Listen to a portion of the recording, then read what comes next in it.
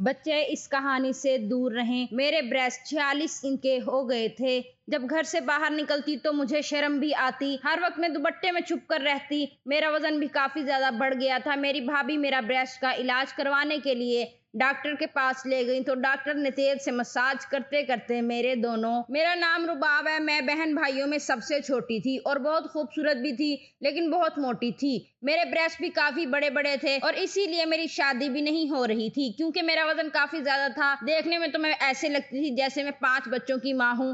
میرے بریسٹ بہت ہی موٹے تھے۔ اپنے دوپٹے سے میں چھپا کر رکھتی تھی۔ جو بھی آنٹی رشتہ لے کر آتی مجھے دیکھتے ہی واپس الٹے پاؤں چلی جاتی۔ اب تو میرا دل ٹوٹنے لگا تھا۔ میں اپنے آپ کو کم کرنے کے لیے کئی حربے کر چکی تھی، مگر کوئی بھی کام نہیں آیا تھا۔ انہی دنوں اماں بھائی کی شادی کر رہی تھی، کیونکہ میری وجہ سے بھائی کی شادی بھی رکی ہوئی تھی اور بھائی اب مجھے کوسنے لگا تھا کہ تجھ جیسی موٹی کے لیے تو کبھی بھی رشتہ نہیں آئے گا، لیکن میں اب بہت انتظار نہیں کر سکتا۔ اماں مجھے شادی کرنی ہے۔ اس موٹی کی وجہ سے میری بھی عمر نکلتی جا رہی ہے۔ اب تو میں بھائی کی باتیں سن کر بہت رونے لگی تھی۔ میرے بریسٹ دن بہ دن بڑھتے ہی جا رہے تھے، اسی لیے مجھ سے کوئی بھی شادی کرنا نہیں چاہتا تھا۔ بیٹی کی شادی پھر ہو جائے گی، اب بیٹے کی شادی کر دیتی ہوں۔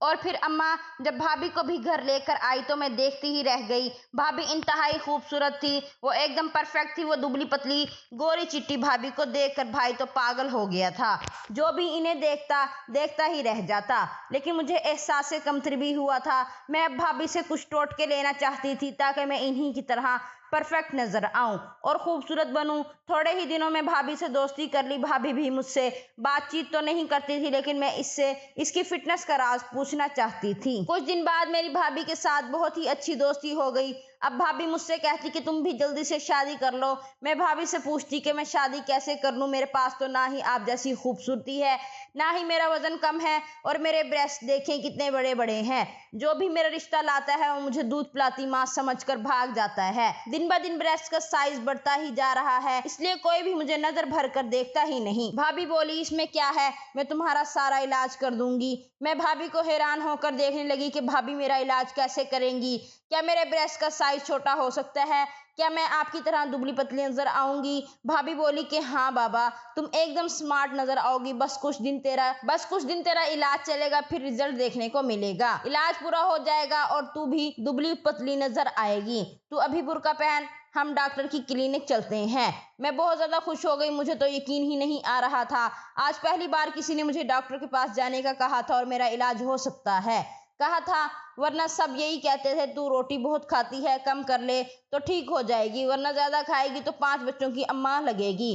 بھابھی نے باہر جا کر ایک رکشہ روکا، پھر مجھے اس میں بیٹھنے کا کہا اور بولی چلو میں تمہیں کلینک میں لے کر چلتی ہوں اور وہاں جا کر تمہارا سارا علاج ہو جائے گا۔ بھابھی کی باتیں سن کر تو میں اپنی خوبصورتی کے خواب دیکھنے لگ گئی تھی اور من ہی من میں بہت خوش بھی ہوئی تھی۔ میں خوشی خوشی بھابھی کے ساتھ بیٹھی۔ ہم تقریباً آدھے گھنٹے کی مسافت پر واقع ایک کلینک میں پہنچے تھے، مگر مجھے بڑی حیرت ہوئی تھی کہ اس کلینک پر کوئی بورڈ وغیرہ نہیں لگا ہوا تھا، نہ ہی اس میں زیادہ لوگ تھے۔ میری جیسی لڑکیاں وہاں باہر بیٹھی ہوئی تھیں، جبکہ کچھ کے چہروں پر بڑے بڑے داغ دھبے اور دانے تھے۔ ان کو دیکھ کر مجھے اپنا آپ کافی بہتر لگا۔ تھوڑی ہی دیر کے بعد ایک لڑکی اندر آئی۔ وہ ان سب عورتوں کو دیکھنے لگی جو کہ اس کمرے میں بیٹھی ہوئی تھی۔ پھر اس کی نظر مجھ پر پڑی تو اس نے عجیب سے انداز میں مسکراتے ہوئے میری بھابھی کو اشارہ کیا۔ بھابھی نے بھی اسے اشاروں ہی میں کچھ کہا۔ مجھے دیکھ کر باہر آ گئی۔ وہ عورت مجھے دیکھ کر بہت خوش ہوئی۔ بھابھی نے مجھے کہا، یہ عورت جو بھی پوچھے تم سیدھا سیدھا جواب دے دینا، پھر یہی تمہیں بڑی ڈاکٹرنی کے پاس لے کر جائیں گی، اور ہاں جو بھی تمہیں مسئلہ ہے وہ انہیں بتا دینا تاکہ تمہارا علاج کرنے میں آسانی ہو۔ بھابھی کی اس بات کو سن کر میرے دل میں پھر سے ایک امید جاگی تھی کہ اس سے میرا مسئلہ حل ہو جائے گا، لیکن مجھے کیا پتا تھا کہ میری قسمت بدلنے والی ہے۔ بھابھی تو میری زندگی بدل کے رکھ دینا چاہتی تھی اور بھابھی پر بھروسہ کر کے میں ایک بہت بڑی غلطی کرنے والی ہوں۔ وہ لڑکی کمرے میں لے کر گئی، وہاں پر بھابھی موجود نہیں تھی۔ مجھ سے کہنے لگی تمہارے بریسٹ کو ناپنا پڑے گا اور تمہارے وزن کو تولنا ہوگا، پتہ لگانا پڑے گا کہ جسم میں پانی کتنا ہے اور چربی کتنی۔ تم اس بیڈ پر لیٹ جاؤ، میں مشین لے کر آتی ہوں۔ میں بہت حیران ہوئی، لیکن بھابھی نے کہا تھا کہ چپ چاپ اس عورت کی بات مان لینا، ایسا نہ ہو کہ بعد میں کوئی مسئلہ ہو۔ میں نے فوراً ہی بیڈ پر لیٹ کر اس کے کہنے کے مطابق آنکھیں بند کر لی۔ اس کے بعد اللہ جانے کیا ہوا، میں نہیں جانتی تھی۔ کچھ ہی دیر گزری تھی کہ کچھ آواز سی آنے لگی، شاید وہ عورت کمرے میں داخل ہوئی تھی۔ بس پھر کیا تھا، میری آنکھوں پر کسی نے پٹی باندھ دی۔ مجھے بہت ڈر لگ رہا تھا کیونکہ بھابھی بھی آس پاس نہیں تھی۔ پٹی باندھنے کے بعد مجھے کچھ پتہ نہیں چلا، پھر جب میری پٹی کھولی تو میں بالکل ویسی کی ویسی ہی تھی۔ کیا اس طرح سے کرنے سے میرا وزن کم ہو سکتا تھا اور کیا میرے بریسٹ نارمل ہو جاتے؟ میں یہی سوچتی رہ گئی، لیکن مجھ میں کوئی تبدیلی نہیں آئی تھی اور یہ عمل تقریباً 5 سے 7 منٹ کا تھا۔ البتہ مجھے اپنے پورے جسم میں جلن سی محسوس ہونے لگی۔ میں نے اس عورت سے پوچھا کہ یہ کیا تھا، میرے ساتھ تم نے کیا کیا ہے؟ بولی کہ میں نے تمہارا الٹرا ساؤنڈ کیا ہے۔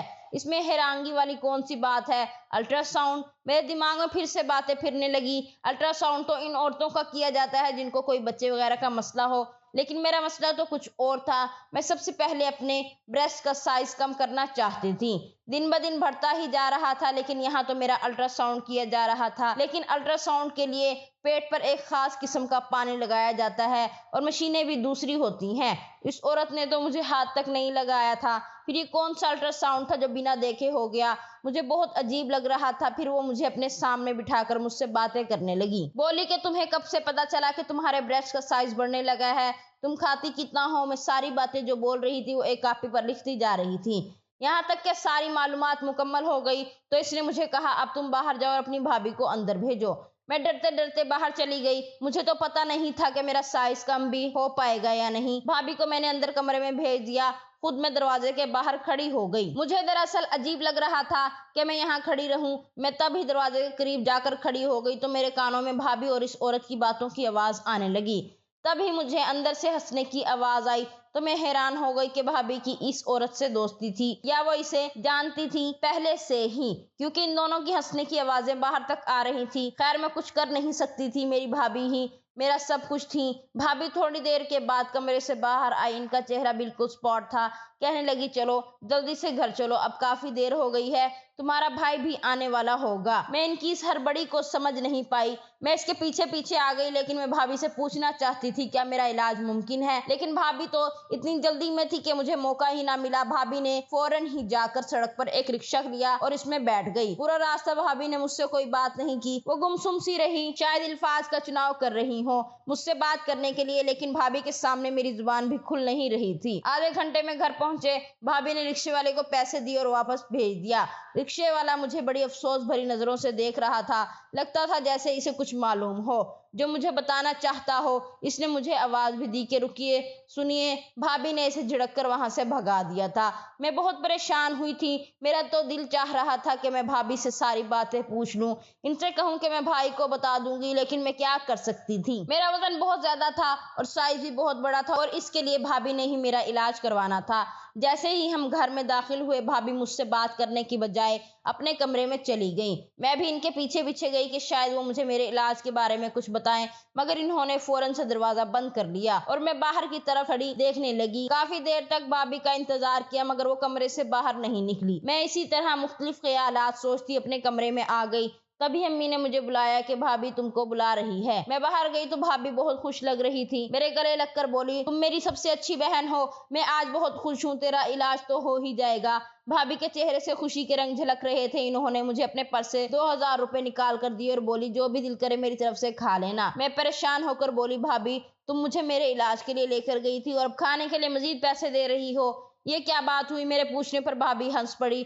ہائے اس میں کیا بات ہے، تم کھانا پینا آج کر لو، کل سے تم اچھی طرح سے ڈائٹنگ کر لینا اور میں تمہارا علاج بھی کرواؤں گی۔ اور ہاں اس ڈاکٹر نے مجھے دوا بھی دی ہے، اس دوا سے 2 ہفتے میں تمہارے پیٹ کی چربی پگھل کر ختم ہو جائے گی، اور ایک آئل بھی دیا، وہ آئل اپنے بریسٹ کو لگا کر اچھے سے مساج کرو گی تو جلد سے جلد اس مسئلے سے بھی نجات پاؤ گی۔ بھابھی کی یہ بات سن کر میں بہت خوش ہوئی۔ اچھا کیا واقعی؟ مجھے تو لگا تھا کہ اس نے کوئی خطرے والی بات کی ہے، یہی شاید میں لا علاج ہوں، میرا کوئی علاج نہیں ہو سکتا۔ میری بات پر بھابھی ہنس پڑی اور پھر بڑی ہی شیطانی مسکراہٹ چہرے پر سجا کر بولی تمہارا علاج ہے میری جان، بس تمہیں تھوڑا سا صبر کرنے کی ضرورت ہے۔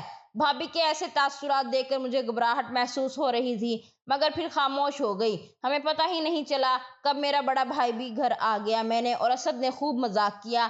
हम लोगों ने बाहर से खाना मंगवाया और खाया। सब कामों से फारिग होकर भाभी मेरे कमरे में आई। इसके हाथ में छोटी सी शीशे की बोतल थी। मेरी तरफ देखते ही बोली, यही वो दवा है जो इस डॉक्टर ने मुझे दी है। अगर तुम इस ऑयल को अपने ब्रेस्ट पर लगाओगी तो ब्रेस्ट की चर्बी पिघल जाएगी। मैंने भाभी से कहा, इससे क्या होगा? ये तो बहुत थोड़ा सा ही ऑयल है। नहीं, इसी से तो असल असर होगा। ये बहुत तासीर वाला ऑयल है। ये कहकर भाभी ने वो बोतल मुझे दिखाई। इसमें खास किस्म का तेल था।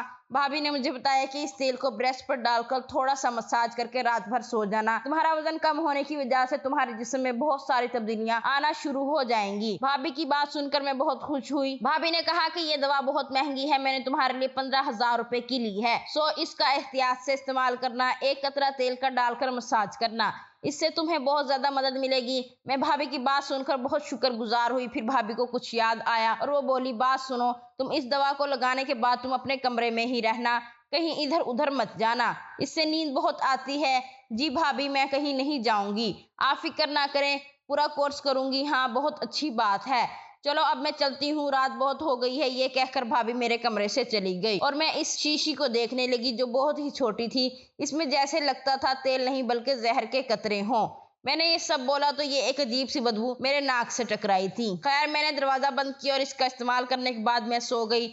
मुझे इस रात बहुत गहरी नींद आई थी। काफी देर में सोती रही, बिल्कुल ऐसे ही जैसे कोई बेहोश होता है। सुबह के तकरीबन 10 बजे अम्मा ने मेरा दरवाजा जोर जोर से बजाया। अम्मा की दस्तक सुनकर मैं भी बहुत ज्यादा डर गई थी, क्योंकि ऐसा पहले कभी नहीं हुआ था। उठते ही मेरी नजर घड़ी पर पड़ी तो मैं हैरान रह गई थी कि सुबह के 10 बज रहे थे। हालांकि ऐसा होना नहीं चाहिए था। मैं सुबह के 10 बजे तक आज तक भी नहीं सोई थी। मैंने हमेशा अपनी जिंदगी में एक रूटीन रखी हुई थी। फिर जैसे ही मैंने दरवाजा खोला तो अम्मा की मुझ पर नजर पड़ते ही परेशान होकर मुझे देखने लगी। अरे बेटी, क्या हुआ? तुम तो बहुत जल्दी उठ जाया करती हो, आज ऐसी क्या बात हो गई? अम्मा के कहने पर मैं वाकई खुद को हैरत से देखने लगी।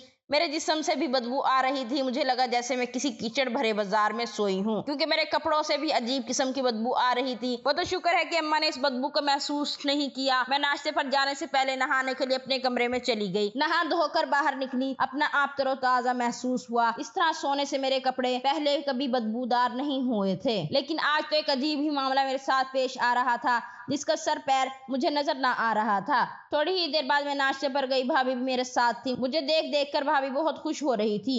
बोली कि रात को नींद कैसी आई? मैं भाभी को ये भी नहीं कह सकती थी कि मुझे बहुत ज्यादा नींद आई, बल्कि नशे वाली नींद आई, क्योंकि अम्मा भी साथ बैठी थी और हो सकता था कि अम्मा मुझे इस बात पर भी डांटे कि तुम भाभी के साथ अकेली क्लिनिक में क्यों गई थी। यूं मैं चुप रही। थोड़ी देर बाद भाभी ने खुद ही मुझे अपने कमरे में आने का इशारा किया। मैं जैसे ही इनके कमरे में गई तो वो बहुत खुश थी। बोली कि देखो बहन, वजन एकदम कम नहीं होता, तुम्हें कुछ महीने मेहनत करना पड़ेगी। इस तेल का बाकायदगी से इस्तेमाल करना होगा, लेकिन इससे पहले मैं तुम्हारा एक जगह टेस्ट करवाना चाहती हूँ। इस टेस्ट के बाद ज्यादा अच्छे से पता चलेगा कि तुम्हें कौन सी दवा की जरूरत है। तुम तो जानती हो तुम्हारा मोटापा खतरनाक हद तक बढ़ चुका है। अब तुम किसी से शादी करोगी तो वो तुम्हें अपनी माँ के बराबर समझेगा, क्योंकि तुम्हारा वजन बहुत ज्यादा है। ये बात सुनकर मैं डर गई। मैंने कहा, भाभी आपने जो टेस्ट भी करवाना है मैं आपके साथ चलने को तैयार हूँ, लेकिन खुदा के लिए मेरे मोटापे का कुछ करें। भाभी ने भी डॉक्टरी का कोर्स किया था, इसीलिए मुझे इन पर बहुत ज्यादा भरोसा था।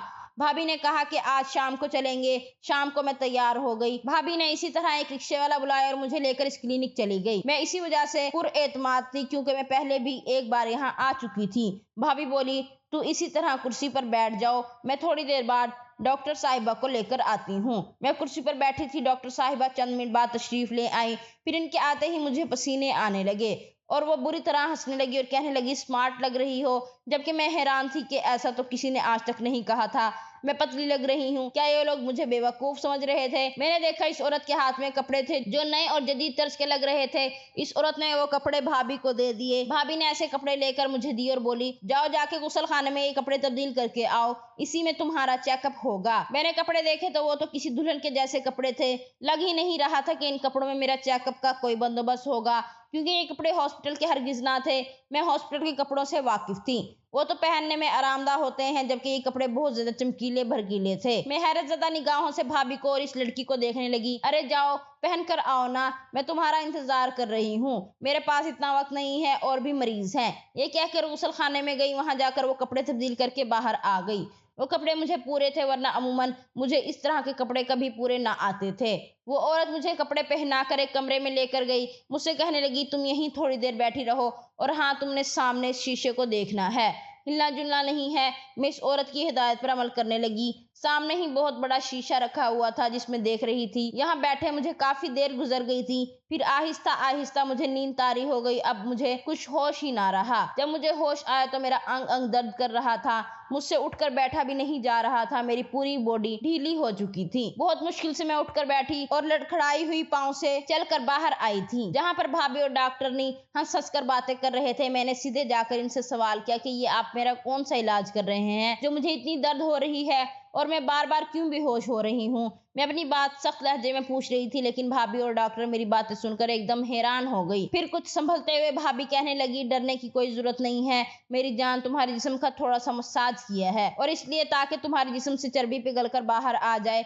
ऐसा करने से ही तुम्हारा वजन घट सकता है। भाभी की इस तरह की बातें सुनकर मैं एकदम पुरसकून हो गई। मुझे सिर्फ अपना वजन घटाना था कि मैं भाभी की तरह खूबसूरत दिखूं, इसलिए भाभी की हर बात पर भरोसा करती जा रही थी। लेकिन मुझे इन पर शक भी हो रहा था, लेकिन मैं चाहकर भी इनको कुछ कह नहीं सकती थी, क्योंकि मैं जानती थी कि अगर मैं इनसे कुछ भी उल्टा सीधा कहूंगी तो भाभी मेरा इलाज नहीं करवाएंगी। इसलिए ये सोचकर मैं खामोश हो गई। फिर मैं भारी दिल के साथ घर चली गई, लेकिन घर जाने से पहले कपड़े और मेकअप उतार के गई थी ताकि अम्मा को इस बात पर शक ना हो। लेकिन क्लिनिक के बाद भी मुझे कमजोरी महसूस हो रही थी। मेरे जिस्म में भी काफी ज्यादा दर्द था, जिससे मैं ये बात अम्मा से नहीं कह सकती थी।